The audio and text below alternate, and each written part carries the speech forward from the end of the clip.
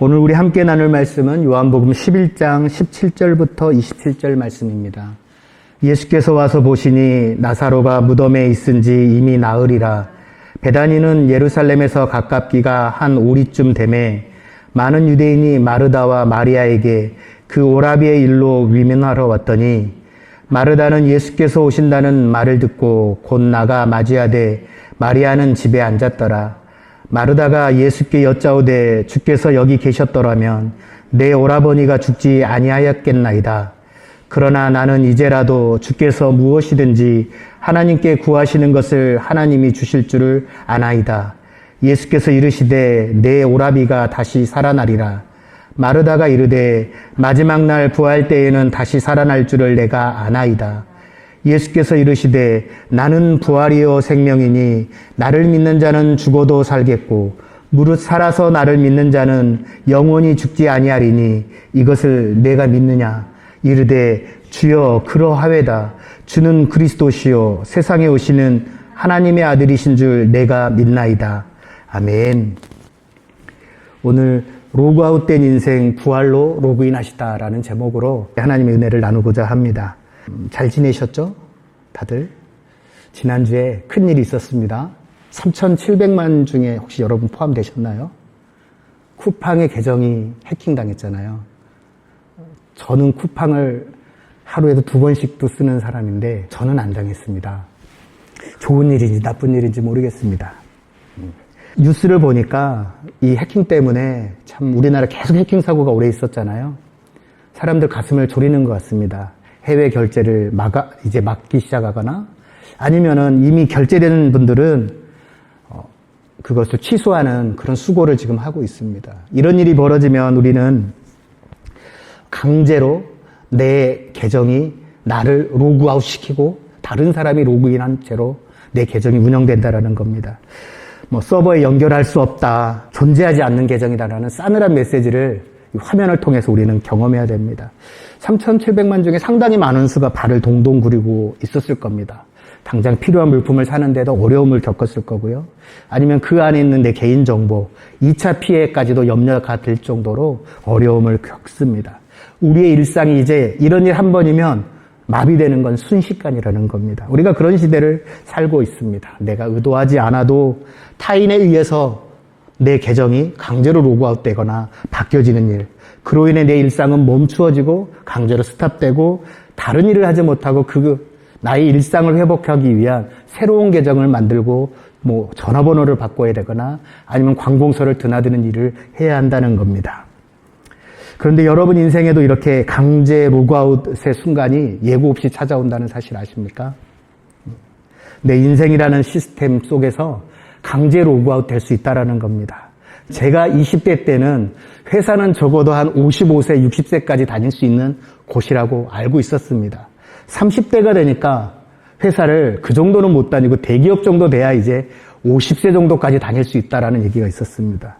근데 40대가 되니까 그 대기업도 이제는 45세면 정년 퇴직을 해야 된다. 그런 얘기들이 돌더라고요. 우리 인생에 강제 로그아웃 되는 일들이 회사뿐이겠습니까? 관계 속에서도 나는 너무나 좋아하는 사람인데 그 사람이 나를 손절하기도 합니다.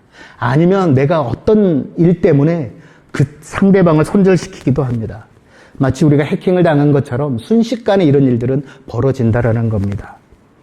혹은 또 건강검진을 했는데 암이라는 소식을 들을 때, 아니면 당신은 불치병이라는 소식을 들을 때 우리는 우리의 건강이라는 우리 인생의 한 테마 속에서 강제 로그아웃 당하는 경험을 할 수밖에 없다라는 겁니다. 쿠팡의 해킹 사태와는 비교할 수도 없는 내 인생 송두리째를 쥐고 흔드는 그런 로그아웃의 경험을 당할 수 있다라는 거죠. 혼자이면 좀 나을 텐데 가족이 있다면 더더욱 이 강제 로그아웃이 주는 고통은 힘이 들 겁니다. 내 인생의 서버가 다운됐다. 이제 복구는 불가능하겠다. 그렇게 됐을 때 많은 사람들이 정말로 극단적인 선택을 하기도 합니다. 내 인생에서 정말 나는 영원히 강제 로그아웃 돼야겠다. 그런 결심을 하는 사람도 있습니다. 오늘 본문 상황이 바로 이와 같은 상황이라는 겁니다.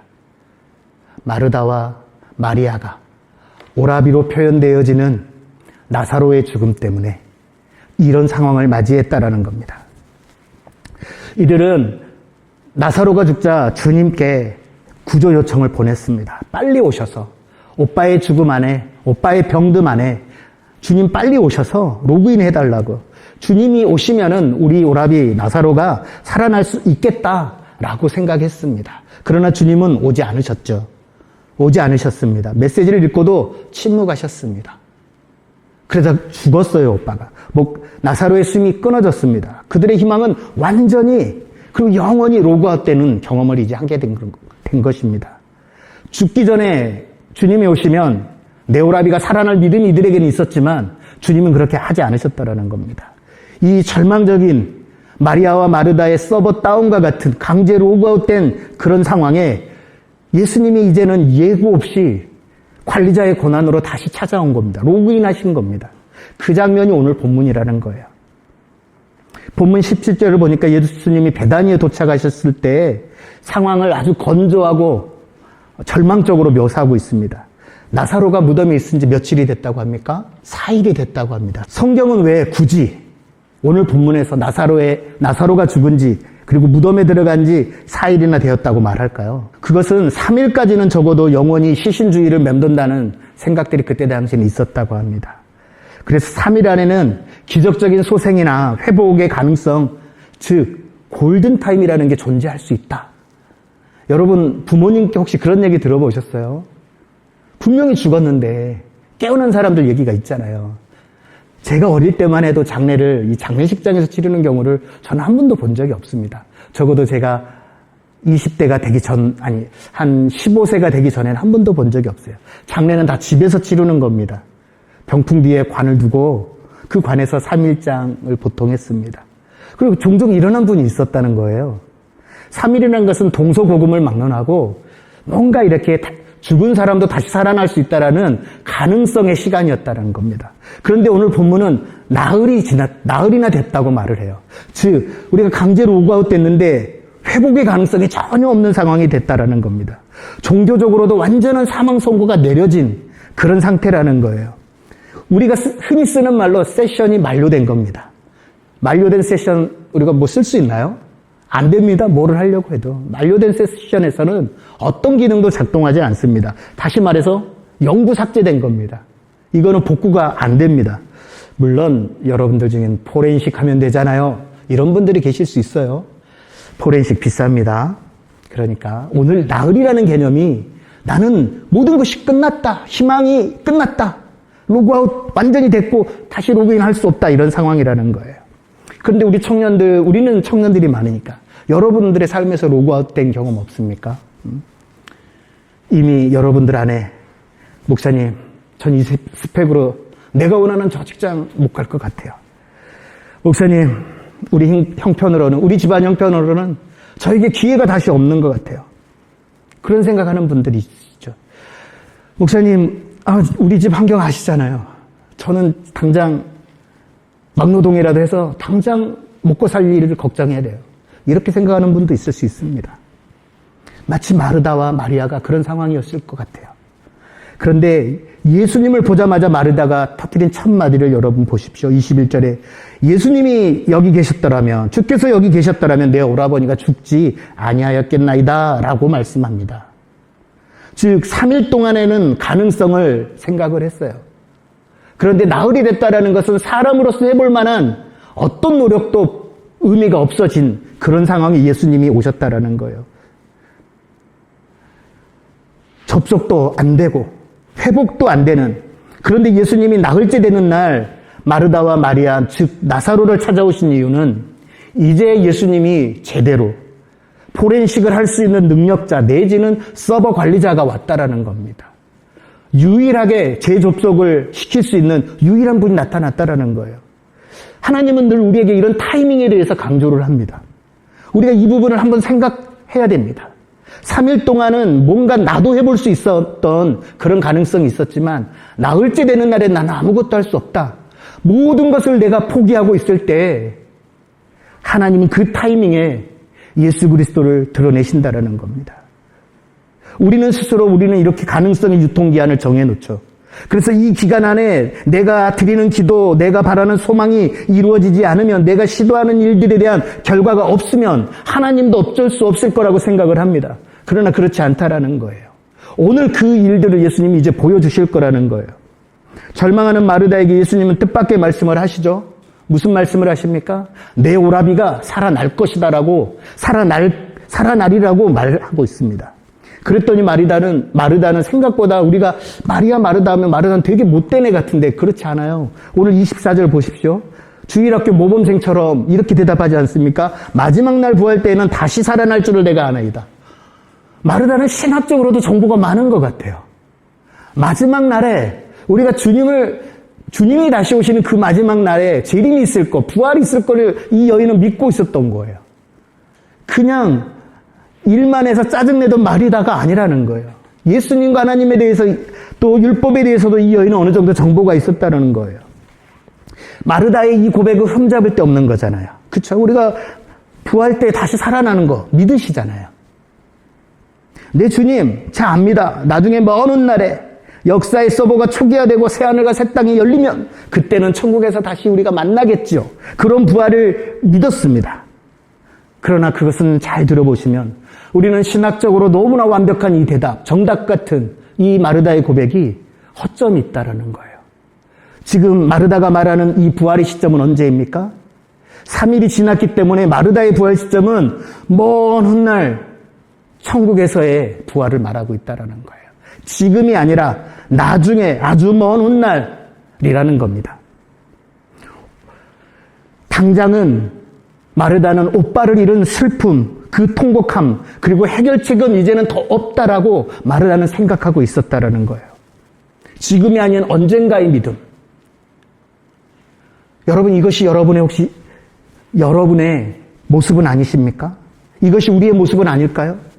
우리가 하나님의 말씀을 믿고 성경의 이야기도 믿고 예수님이 계신 것도 믿고 하늘에 올라가신 것도 믿고 천국이 다시 우리에게 천국이 열릴 것이라는 사실도 믿는데 그것이 바로 지금이 아니라는 거죠. 이런 믿음이 내 카드값 막는데 무슨 소용이 있습니까, 목사님?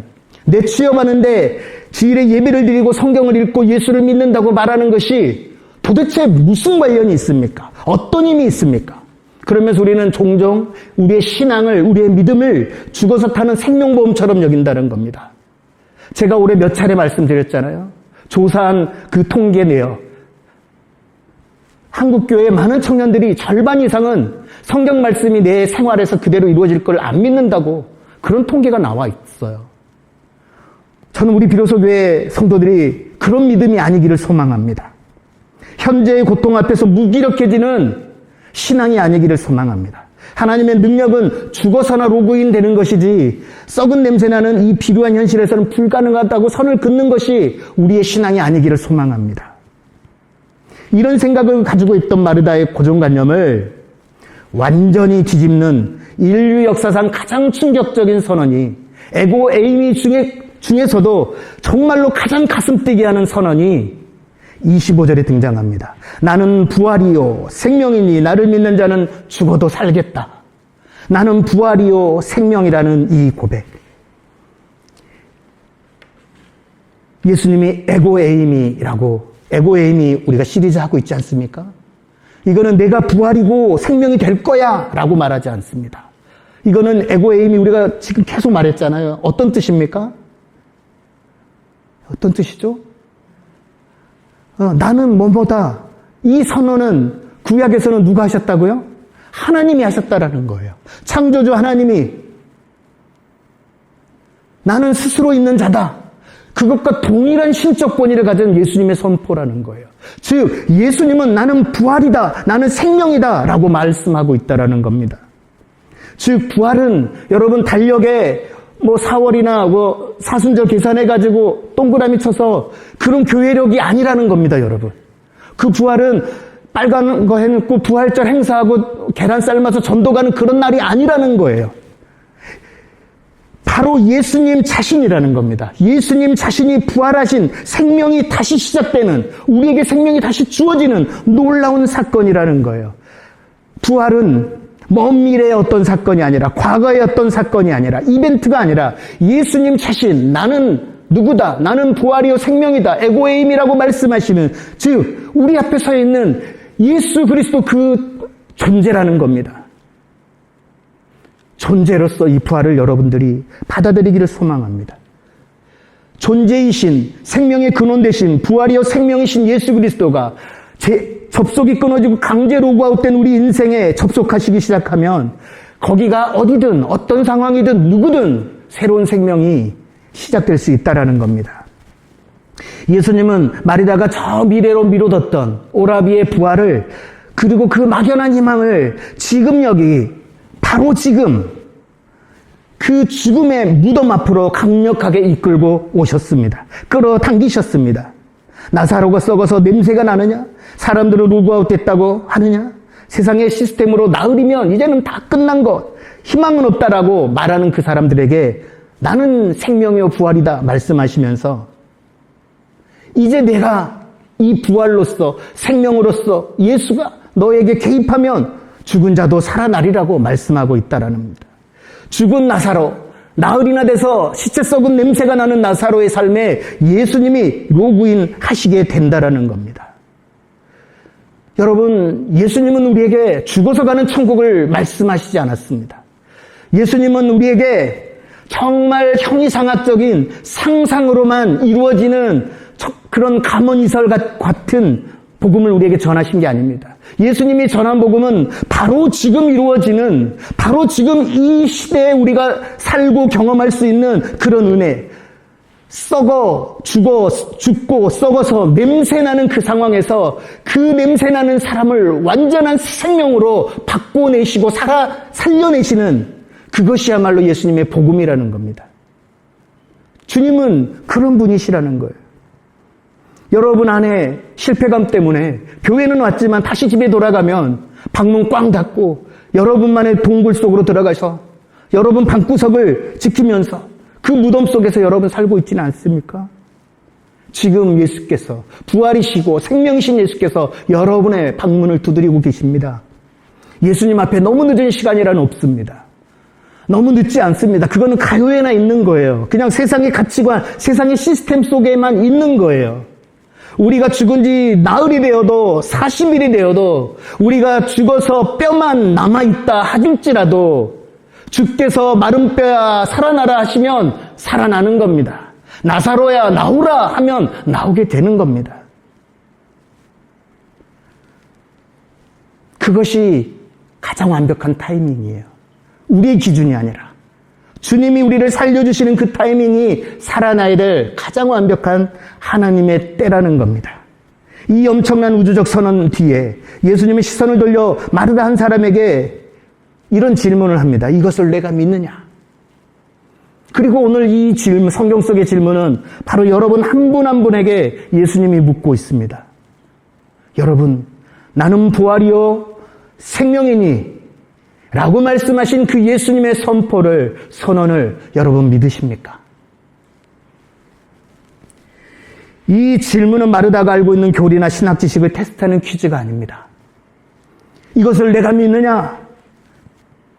이거는 우리의 신앙을 단순히 점검하는 정도의 테스트가 아니라는 거예요. 마르다야, 네 오빠가 죽은 지 나흘이나 지나 썩은 냄새가 나는 이 절망적인 현실 앞에서 이 모든 것을 뒤집을 수 있는 능력이 바로 나 예수 임을 네가 인격적으로 신뢰할 수 있겠냐? 너의 슬픔과 너의 미래, 너의 무너진 계획까지도 나에게 다 맡겨줄 수 있겠냐? 라는 질문인 거죠. 이 압도적인 예수 그리스도의 질문 앞에 마르다는 다시 한번 이런 고백을 합니다. 주여 그러하여이다. 주는 그리스도시요. 이 신앙 고백을 한다라는 거예요. 세상에 오시는 하나님의 아들이신 줄 내가 믿나이다. 마르다가 예수님의 말씀의 신학적 깊이를 100% 이해하고 대답했을까요? 아마 아닐 겁니다. 그러나 그녀는 분명히 한 사실을 붙잡았습니다. 내가 이 상황을 다 이해할 수 없지만 내 앞에 계신 이분은 내 인생을 송두리째 걸만한 분이다라는 그런 신뢰라는 거예요. 예수님은 늦게 오셨지만 지금 그 늦었던 모든 우리들의 실망을 뛰어넘어서 부활이요 생명 그 자체로서 내 삶을 이끌어 주실 거라는 믿음이 이 마르다에게 있었을 거라는 겁니다. 모든 것을 이해해서 따르는 것이 아닙니다. 믿음이라는 것은 이해해서 따르는 것이 아니에요. 믿음은 주님의 이 선포 앞에 나를 엎드리고 그리고 그 선포하신 주님을 신뢰하기에 따르는 것입니다.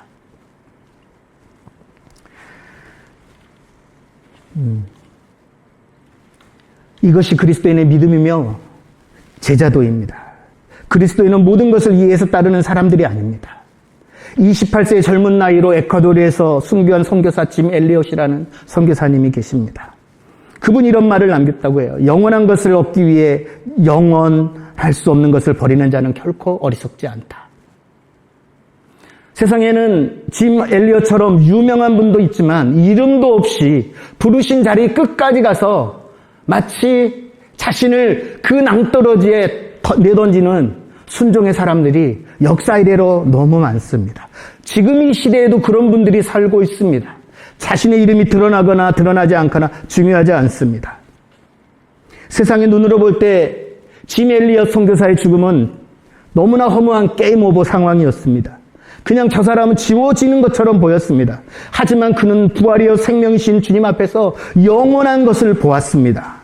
그랬기 때문에 자신의 젊음을 기꺼이 내어 던질 수 있었고 그의 죽음은 수많은 영혼들을 살리는 데 쓰임받을 수 있었습니다. 주님의 질문, 이것을 내가 믿느냐? 바로 이 믿음의 자리로 우리를 초대하시는 질문인 겁니다. 우리 그리스도인의 삶은 선교사나 목사나 그런 사람만 이런 믿음의 삶을 가지는 게 아닙니다.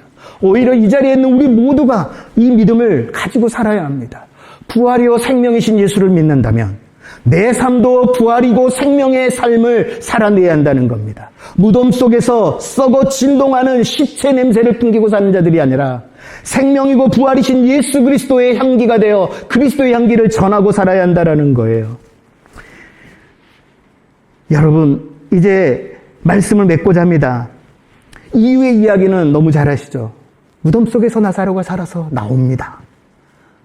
여러분의 인생, 여러분 비밀번호로는 다시 들어갈 수 없어요. 예수님만이 들어가실 수 있습니다.